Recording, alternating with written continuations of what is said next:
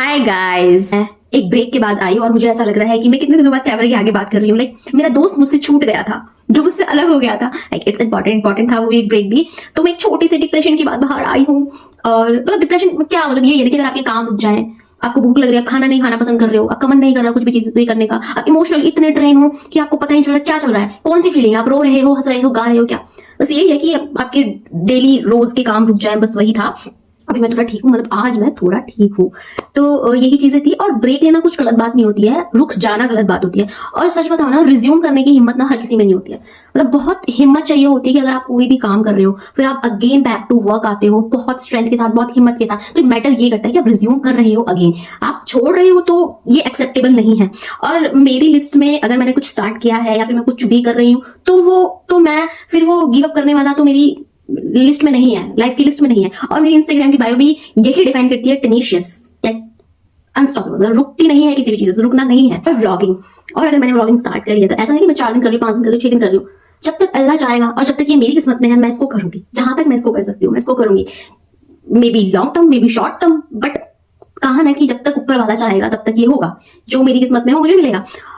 कुछ जो 15-20 दिन में ऑफ थी, वो कुछ ऐसे दिन जा रहे थे, हर दिन इमोशनली इतना वीक फील कर रही थी मैं, रोना धोना। इस बीच कॉलेज का काम करना पड़ रहा था, जो कि करना ही पड़ेगा। कि मैं रिसेंटली अभी 4th ईयर में आई हूँ। और लाइक जैसे मैं 4th ईयर में आई ना, लाइक मुझे बहुत चीजें, मेरे को ना बहुत बर्नआउट होना फील स्टार्ट हो गया था यार, कि अकेडमिक्स की टेंशन की यार, अब क्या, व्हाट नेक्स्ट, 4 साल के बाद अब क्या। 4 साल तो बिता लिए कैसे भी करके, घर वालों ने नहीं पूछा, घर वाले भी बातें, पर खुद से एक जवाब देना कि लाइक अब क्या करना है 4th ईयर के बाद। करियर का क्या, करियर की टेंशन, पर्सनल टेंशन, मतलब एकेडमिक्स की टेंशन, आप जो हटके कर रहे हो चीजें, उसके लिए चीजें सोचना, उसके लिए नए नए आइडियाज लाना। तो जब आपका ब्रेन कंटिन्यूसली इतनी सारी चीजें सोचता रहता है, तो चाहे से ज्यादा मेंटली तो ड्रेन हो गई ना। तो कुछ ऐसा ही था, 24 घंटे में बेड पे पड़ी रहती थी। और जब आप एक डिप्रेशन में होते हो, आप बहुत सैड होते हो ना, लाइक मेरा क्या है, मैं कैसे कोप अप करती हूँ, मैं 24 घंटे सजदे में पड़ी रहती हूँ। सजदा मतलब इन नॉन मुस्लिम लैंग्वेज में प्रेयर करूँ, मैं वही करती हूँ, वही रोना। मैं ना मतलब ओपन पर्सन नहीं हूँ in terms of my life. मैं किसी से शेयर नहीं करती और ना ही मुझे पसंद अपनी लाइफ किसी से शेयर करना। और मैं ब्लॉगिंग में भी उतना ही पार्ट शेयर करती हूँ जितना करना चाहिए, जिसे कहते हैं 1% पार्ट।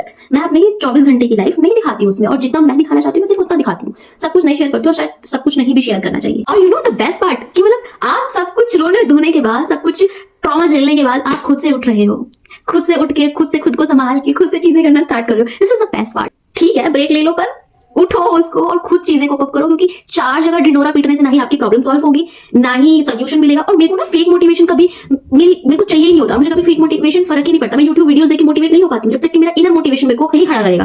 तो मैं यही हूँ, खुद गिरती हूँ, खुद उठती हूँ, खुद गिरती हूँ।